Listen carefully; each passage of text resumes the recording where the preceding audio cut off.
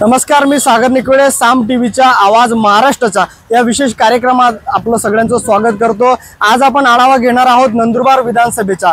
नंदुरबार विधानसभा गेल्या 25 वर्षापासून राज्याचे आदिवासी विकास मंत्री डॉक्टर विजयकुमार गावित यांचा हा बालेकिल्ला आहे. सातत्याने ते या ठिकाणी निवडून येत आहेत. नेमकं त्यांनी केलेले विकास कामं असतील किंवा रखडलेले कामं असतील, या सगळ्या विषयांवर, विकास कामांवर आपण चर्चा करणार आहोत. आपल्या सोबत काही नागरिक आहेत, आपण त्यांच्याशी चर्चा करू. सर, विधानसभा म्हणून एक काय गणित असणार आहे विधानसभेच्या अनुषंगाने? नंदुरबार विधानसभा मतदारसंघाचा जर विचार केला तर ह्या वेळेस इच्छुकांची संख्या मोठ्या प्रमाणात आहे. या मतदारसंघात गेल्या 25 वर्षापासून आदिवासी विकास मंत्री डॉक्टर विजयकुमार गावित यांचं एकतर्फी वर्चस्व आहे. इथं आता पूर्वी ते राष्ट्रवादी काँग्रेसमध्ये होते. सुरुवातीला त्यांनी पहिली निवडणूक अपक्ष म्हणून लढवली, त्यानंतर राष्ट्रवादी काँग्रेस आणि आता ते भाजपमध्ये आहेत. एकंदरीत जर विचार केला तर डॉक्टर गावित हे स्वतःच पक्ष आहेत. ते ज्या पक्षात जातात तिथं त्यांचा पक्ष मोठा होतो. पक्षापेक्षाही त्यांनी केलेल्या विकास कामांमुळे त्यांची स्वतंत्र एक फळी तयार झालेली आहे कार्यकर्त्यांची. त्यामुळे डॉक्टर गावितांचे वर्चस्व नक्कीच मोठ्या प्रमाणात आहे.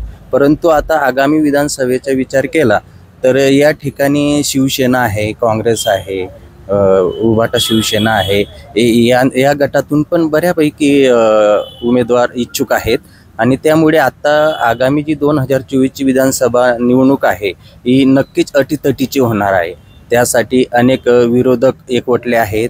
डॉक्टर गावितांच्या विरोधात पण एक स्वतंत्र विरोधक म्हणून एक फळी तयार होते हे. परंतु जर विचार केला तर 25 वर्षात नक्कीच डॉक्टर गावित यांनी मोठ्या प्रमाणात विकास कामे केलेली आहेत. त्या विकासाला तोड नाही हे. यापूर्वी पण जे काही नेते होऊन गेलेत त्यांनी केली कामं, पण त्यांच्या तुलनेत जर विचार केला तर डॉक्टर गावितांची कामे नक्कीच सरसी मानली पाहिजेत. नक्कीच. आणि नंदुरबार जिल्हा हा मिरची उत्पादनातील देशातील दुसऱ्या क्रमांकाचा आहे. सर, शेतकरी म्हणून मिरचीचं मोठ्या प्रमाणात उत्पादन होते आपल्या जिल्ह्यामध्ये, तर त्याच्यासाठी काही उपाययोजना आतापर्यंत आमदारांनी केल्या असं वाटतं? सर, गेले 15 वर्ष फक्त आश्वासनचा पाऊस पडतोय, पण प्रत्यक्षात कारवाई कुठे झाली नाही आहे.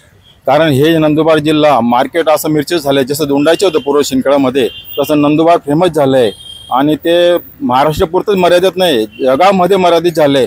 परंतु पाहिजे तसा या मिरची प्रकल्पासाठी खूप प्रयत्न शेतकऱ्यांनी केला, पण नंदुरबारला पाहिजे तसा विकास झालेला नाही आहे.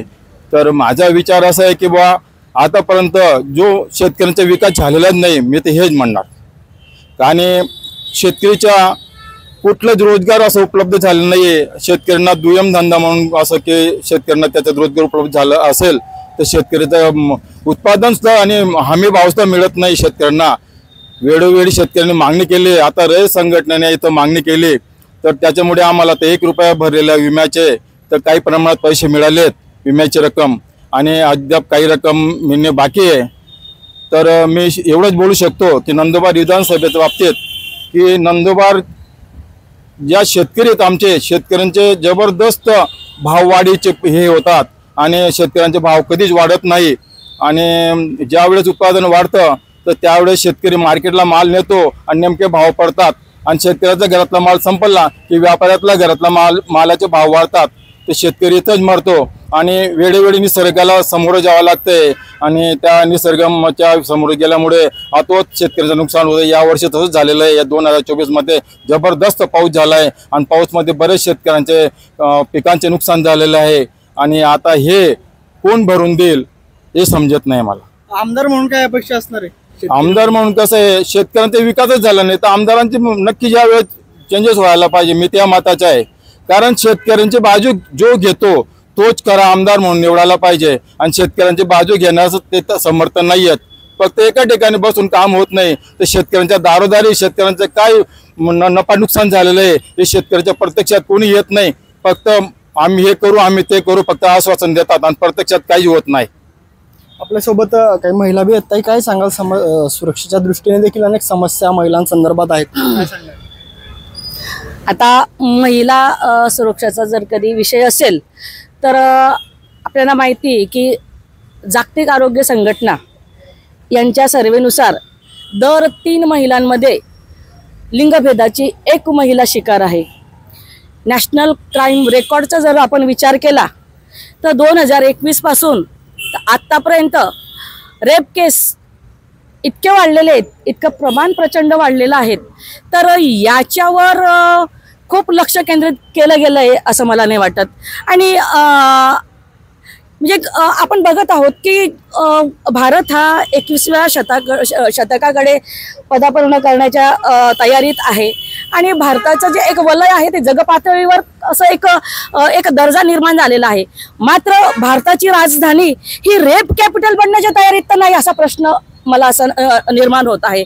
कारण आपण बघतो की रोजच्या उलाढाली होत असताना महिला सुरक्षा या विषयावर असं काही कुठंतरी खूप असं काही एखादी परिपत्रक जारी झालं किंवा पनिशमेंटच्या दृष्टिकोनातून खूप विचार केला गेला असं मला मुळीच वाटत नाही. आणि फक्त मलाच नाही तर भारतातल्या प्रत्येक झोपडपट्टीवासी असो किंवा महालात राहणारी महिला असो, तिला हीच कळकळ आहे की भारतामधली महिला ही कधी सुरक्षित होईल, ही कधी सक्षम होईल.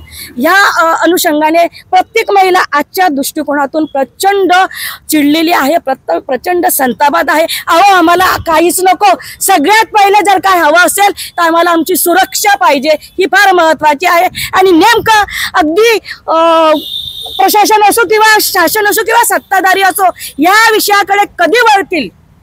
महिला सुरक्षा माझी चिमुरडी जी जन्म होते त्या दिवसासाठी सुद्धा सुरक्षित नाही, तर हे काय चाललेलं आहे.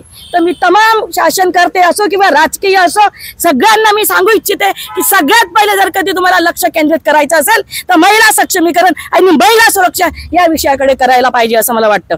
नक्कीच आपल्यासोबत काही व्यापारी देखील आपण त्यांची चर्चा करणार आहोत. व्यापारी म्हणून आपण काय भूमिका मांडणार, आमदार कसा असावा, काय त्यांनी व्यापाराच्या दृष्टीने काय कामं केलं पाहिजे.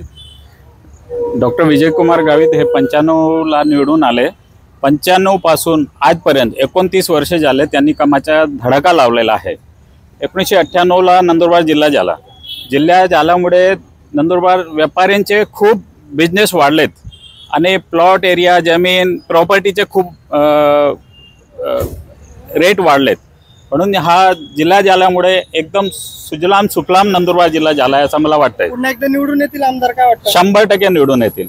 अजून काही व्यापारी आहेत आपल्यासोबत, काय सांगणार? MIDCचा प्रश्न अनेक वर्षांपासून प्रलंबित आहेत, त्यामुळे अनेक रोजगाराच्या संधी देखील उपलब्ध होत हो, नाहीत. बरोबर आहे तुमचं म्हणणं. जसे उद्योग क्षेत्राला आमच्या इथे टेक्सटाईल पार्क हवा, आमच्या आता जिनिंग प्रेसिंग उद्योग आहे, बरोबर. जिनिंग प्रेसिंग उद्योगला जशी चालना टेक्सटाईल पार्क हवा तसा नाही आहे. परत आमची आम्ही एस टी कंझ्युमर आहेत. परत ट्रिपिंग येणे, विद्युत प्रवाह खंडित होणे या तक्रारीचा अजूनपर्यंत निवारण होत नाही आहे. त्या गोष्टीकडे लक्ष द्यायला पाहिजे. टेक्सटाईल पार्क व्हायला पाहिजे.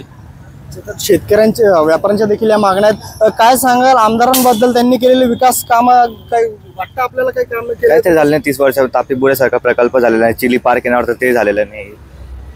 हा, यावर्षी काही चान्सेस वाटत नाही बीजेपीचे. महाराष्ट्रातून चालले जाईल बीजेपी बीजेपी चालले जाईल. आमदार निवडून येतील का नंतर? नाही येणार. का बरं, काय कारण आहे? कारण बोललो ना तुम्हाला, विकास नाही ना. काय विकास केला पाहिजे आपल्याला वाटतं? योजना यायला पाहिजे. तापी बुड्यासारख्या योजना त्या आलेल्या नाहीत. महिला सुरक्षित नाही. आपल्या आता परवाच त्याच्यावर बलात्कार झाला आपल्या चालूवर. पालकमंत्री होते तेव्हा त्यांनी काही केलेलं नाही आणि यावर्षी ते काही करू शकणार नाही. म्हणून आम्हाला एक आश्वासक चेहरा दिसतोय. इंजिनियर किरण तडवी रावसाहेब आधी गोवाल पाडवींना निवडून दिलंच आहे, पण यावर्षी पण ते निवड दिलं. आणि महाविकास आघाडीची सत्ताही नंदुरबारमध्ये पण राहील आणि महाराष्ट्रात पण राहील. काय सांगाल? अनेक प्रश्न प्रलंबित आहेत. पाणी टंचाईची नंदुरबारकरांना अनेक समस्या आहेत. पाणी टंचाईचा प्रश्न सुटला आहे. साहेबांनी, गावित साहेबांनी जो विषय होता तो मार्गी लावला आहे. काही दिवसात त्याचं निवारण होईल आणि गावित साहेबांसारखे जे नेते मिळले ते नंदुरबारसाठी ना खूप नशिबाने मिळले. निवडून येतील का? निवडून येतील, 100% निवडून येतील. खूप काही कारण आहेत त्यांच्या निवडण्यासाठी. कारण की ना त्यांनी जो विकास केलाय नंदुरबारचे शिल्पकार म्हणजे ते गावित साहेब. आजपर्यंत नंदुरबारला जे त्यांनी योगदान दिलंय, ह्या वयात सुद्धा एवढे तातडीने कामं करतात. सकाळी 6 वाजता उठून लोकांच्या कामांना ते प्राधान्य देऊन ते रस्त्याला मार्गी लागतात. 6 वाजता सुद्धा सकाळी गावित साहेब भेटत नाही आम्हाला घरी गेल्यानंतर. सर काय सांगणार? अनेक वर्षांपासून अनेक प्रश्न देखील आहेत. विकास कामं झालेली आहेत का नाही झाली आहेत? कोणते कामं करणं अपेक्षित अद्याप आहे? निश्चित नंदुरबार तालुक्याचे जिल्हा निर्मिती श्रेय विजयकुमार गावितांना जातं, याबद्दल वाद नाही. तसं विजयकुमार गावितांनी मेडिकल कॉलेज आणलं, अनेक समस्या सोडवलेल्या आहेत. परंतु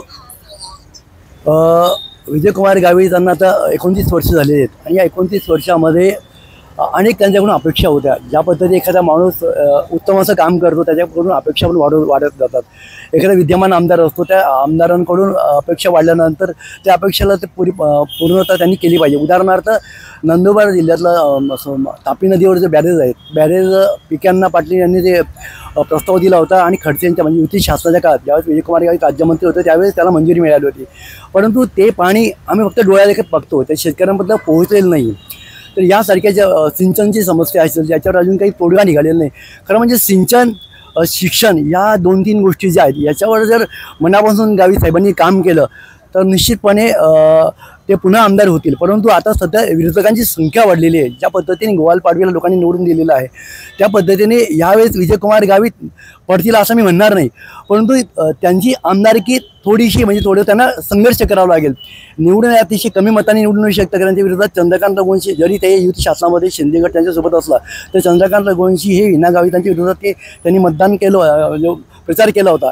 यावेळी सुद्धा विधान सभेमध्ये सुद्धा हे विरोधक सगळे एकत्र येतील. म्हणजे विजयकुमार गावितांनी काही जे पक्षात मित्र जोडले पाहिजे होते ते तुटत गेलेले आहेत.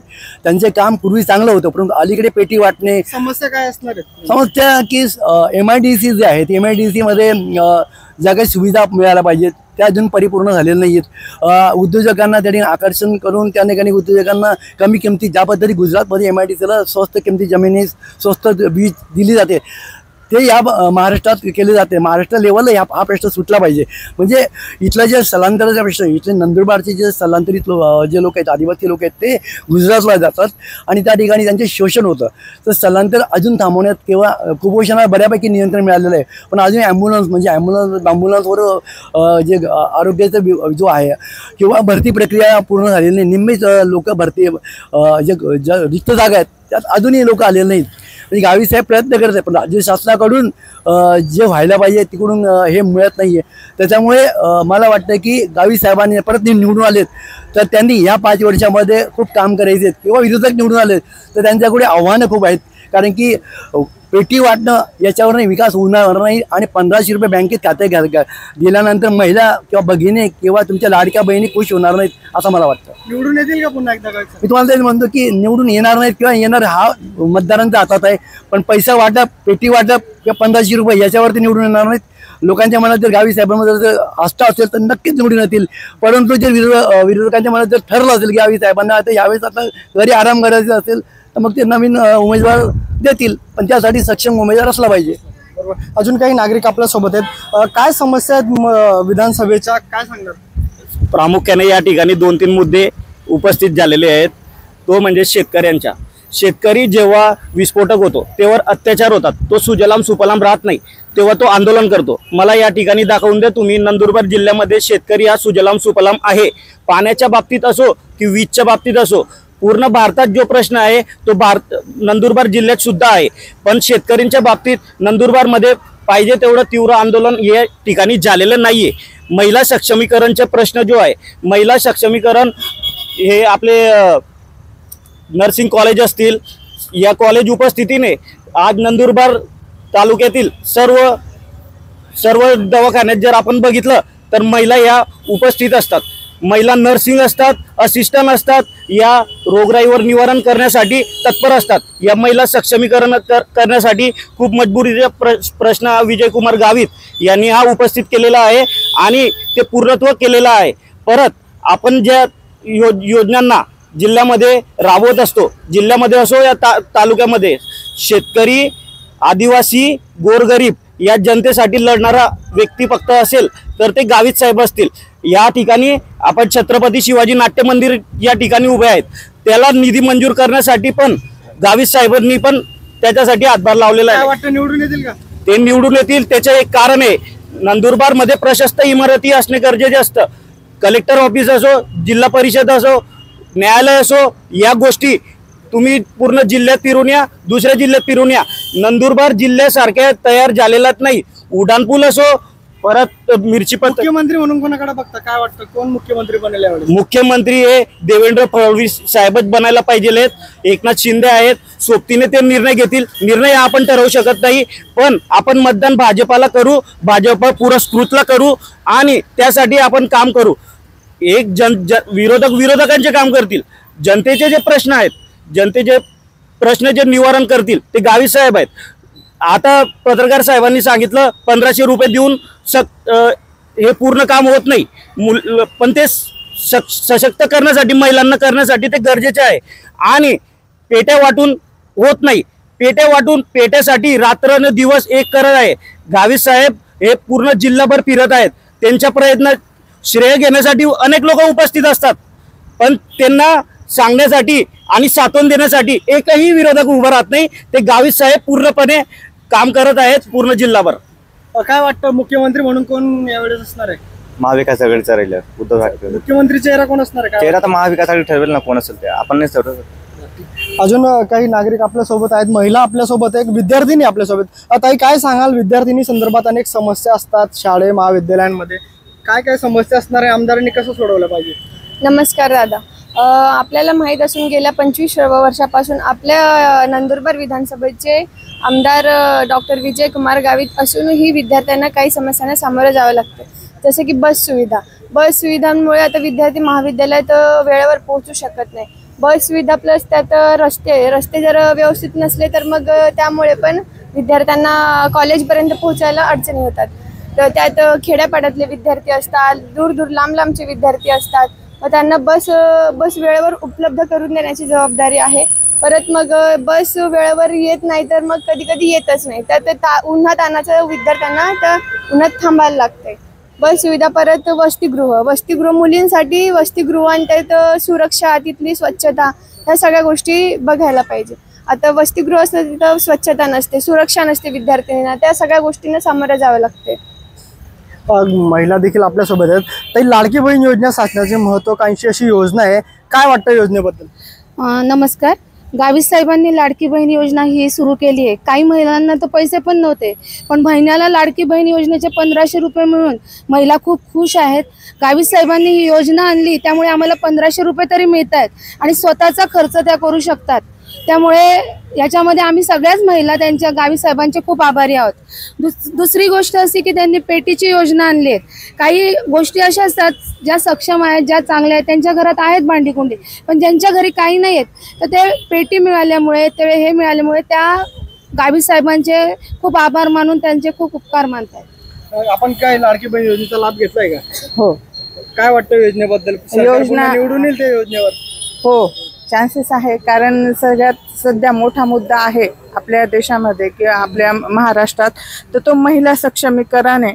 आणि बहुतेकशा म्हणजे सर्वसाधारण महिलांना ह्या योजनेमुळे खूप फायदा आणि खूप एक आपण सपोर्ट, आधार या योजनेमुळे मिळालेला आहे. मुख्यमंत्री म्हणून कोणाकडे बघतात, काय वाटतं? मुख्यमंत्री म्हणून अजून तर एवढं हे नाहीये, पण वेळ आल्यावर त्याचाही उलगडा होईल. नक्कीच वेळ आल्यावर त्यांचाही उलगडा होईल असं यांनी सांगितलंय. अजून काही लोक आपल्या सोबत आहेत, काय सांगाल? भाजपचं सरकार यावेळेस निवडेल का? 100% निवडेल यावेळेला. आणि गावित साहेबांच्या रूपाने जे आमदार आपल्याला लाभलेले, त्यांच्या माध्यमातून जो विकास व्यापारी म्हणून आम्ही बघितलेला आहे, तुलनात्मक जर आपण बघितलं तर नंदुरबारच्या जिल्ह्यामध्ये इतर पण भरपूर नेते मंडळी झालेले आहेत, पण गावित साहेबांनी जो विकास केलेला आहे तो व्यापारी म्हणून आम्हाला डोळ्यांसमोर दिसतोय. 100% निवडून येतो गावित साहेब. मुख्यमंत्री म्हणून कोण असणार यावेळेस? काँग्रेसचे देखील वजन वाढलेलं आहे यावेळेस, खासदार निवडून आलाय जिल्ह्यामधून. हे बघा, जरी निवडून आले, तुलनात्मक जर आपण बघितलं तर एवढी आरक्षण आणि संविधानाच्या विरोधातली सुप्त लाट असताना सुद्धा नंदुरबार विधानसभा मतदारसंघामध्ये 35,000चं लीड डॉक्टर हिनाताई गावितांना मिळालेलं आहे. म्हणजेच भाजपच्या पाठीमागे नंदुरबार विधानसभा मतदारसंघ आहे, गावित साहेबांच्या पाठीमागे नंदुरबार विधानसभा मतदारसंघ हे त्याच्यातनं अधोरेखित झालेलं आहे. त्याच्यामुळे 100% गावित साहेब पुन्हा निवडून येतील. काय सांगाल दादा, काय प्रश्न आहेत नेमक्या सामान्य नागरिकांच्या आणि काय सोडवल्या पाहिजे? खेड्यावरचे जे प्रश्न आहेत गावित साहेबांनी जे सोडवलेले आहेत त्या आतापर्यंत कोणी सोडणार? रस्ते बघा तुम्ही, पेरब्लॉकवर रस्ते बनवलेले आहे, आदिवासी लोकांना घरकुलं भेटलेले आहे, शबरीमलचे घरकुलं भेटले, पंतप्रधानचे घरकुलं भेटले. जो झोपडीत राहणारा होता व्यक्ती तो आता पक्क्या घरात राहून राहिला. ते एवढं गावित साहेबांनी केलेलं एवढं आतापर्यंत कोणी केलेलं नाही. आता गावित साहेबांच्या हिशोबाने एवढं झालेलं आहे. खेड्यावरची जी परिस्थिती आहे, रस्त्यांची आहे, घरकुलांची आहे, गावात जायचे रस्ते ते नाही होते, ते पण पूर्ण झालेले आहेत. आदिवासींचा विकास झालाय का? आदिवासींचा विकास तर 100% झालेला आहे. घरकुलांचे बघा ना तुम्ही, खेड्यावर येऊन 100 घरकुले एका गावाला चालू आहेत. पाण्याची देखील अडचण आहे. पाण्याची टंचाई नंदुरबारला एवढी आहे, माझ्या सुंदरतेला येऊन बघा तुम्ही. एक दिवस आड आम्ही पाणी देत आहे, उन्हाळ्यात पण दिलं ना, आता पण देतो आहे. हे गावी साहेबांचा आशीर्वाद आहे, त्यामुळे एवढं झालेलं आहे. मुख्यमंत्री म्हणून कोणाकडे बघता? हे मुख्यमंत्री जेव्हा होईल ना तो तेव्हा होईल. आता आमदार आमच्यावर निवडणारच आहे गावी साहेब. काय वाटतं गावी साहेब निवडून येतील काय वेळेस? गावी साहेब 100% निवडून येतील. काय समस्या असणार आहे त्यांच्या समोर? गावी साहेब हे विकास पुरुष आहेत आमचे नंदुरबार जिल्ह्याचे. काय विकास काय केलाय त्यांनी? रस्ते केले, परत परकाच्या बॅरीजचे 200 कोटी रुपये मंजूर करून दिले. नंदुरबारसाठी विरचक धरणसाठी योजना केली त्यांनी. नंदुरबार शहराला 3 दिवस आड पाणी पुरवठा होत होता. नाही, आता 1 दिवस आड केलं साहेबांनी. आणि ना निवडून येतील पुन्हा एकदा? 100% गावी साहेब निवडून येतील. आणि गावी साहेब हे फटाफट देणारे आहेत ती योजना. खड्ड्यांची समस्या खटाखट पण- देणारे ठगून लिंगून गेले. अच्छा. हा, खटाखट देणारे खासदार लिंगून गेले. ते लोकांना दिशाभूल केली आणि खासदार बनवून गेला तो. आता लोक समजून घेतले की गावी साहेबांनाच मत देणार. काँग्रेसचे वजन वाढलंय ना, खासदार निवडून आलाय. काँग्रेसचं वजन वाढलंय असं आम्हाला काय वाटत नाही. आमच्या तालुक्यामध्ये जिल्ह्यामध्ये काय वाटतं? रस्त्यांची समस्या खूप मोठी आहे, खड्डे पडले रस्त्यांची समस्येचा प्रॉब्लेम असा आहे सर की ते ओव्हरब्रिज पास झालेला आहे. केंद्र शासनाच्या नियमानुसार ते चालू आहे, त्याच्यामुळे त्या कामाला स्थगिती आली आहे. त्याच्यामुळे ते खड्ड्यांचे कामं ते हे करत नाहीये. पण त्याच्यामुळे अपघात वाढले ना, मग कधी सुटणार समस्या? ती समस्या आता सुरू आहे. आता पाऊस सुरू होता, आता पाऊस बंद झाला. साहेबांनी सांगितलं आता कामाला सुरुवात होईल, खड्डे वगैरे पुरायचं वगैरे. त्याच्यानंतर तर नक्कीच आपण नंदुरबार विधानसभेचा आढावा आपण घेतलेला आहे, जनतेचा कौल जाणून घेतलेला आहे. नेमका काही समस्या असेल त्या नागरिकांनी या ठिकाणी मांडलेल्या आहेत. पण येत्या विधानसभेमध्ये जनतेचा कौल नेमका कोणाकडे जातो, कोणता उमेदवार या ठिकाणी निवडून येतो हे पाहणं अतिशय महत्त्वाचं असणार आहे. नंदुरबारहून सागर निकवाडे, साम टीव्ही न्यूज. देश विदेशातील प्रत्येक घडामोडींचे लाईव्ह अपडेट मिळवण्यासाठी आता साम टीव्हीच्या सर्व सोशल मीडिया प्लॅटफॉर्मला लाईक, फॉलो आणि सबस्क्राईब करा.